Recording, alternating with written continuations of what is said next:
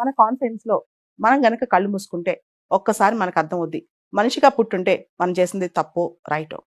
కాబట్టి అపాలజీస్ అనేవి చాలా వాటికి సొల్యూషన్. చాలా సార్లు మనశ్శాంతి, చాలా సందర్భాల్లో అపాలజీ చెప్పిన వాళ్ళకే కాదు, అపాలజీ చెప్పించుకున్న వాళ్ళు, అది దేశం కావచ్చు, వ్యవస్థ కావచ్చు, ఒక తెగ కావచ్చు, ఒక జాతి కావచ్చు, వాళ్ళు కూడా చాలా వరకు పాత జ్ఞాపకాలని, ముఖ్యంగా చేదు జ్ఞాపకాలను మర్చిపోతారు. కానీ చాలా మంది మనుషులకి ధైర్యం ఉండదు. ఒక అధ్యక్షుడికి కానీ, ఒక వ్యక్తికి కానీ, ఒక జాతికి కానీ అపాలజీ చెప్పాలి అనుకుంటే దానికి చాలా ధైర్యం తెగువ కావాలి. తప్పు ఒప్పుకోవడానికి తప్పు చేసిన దానికన్నా ఎక్కువ ధైర్యం కావాలని నేను అంటాను.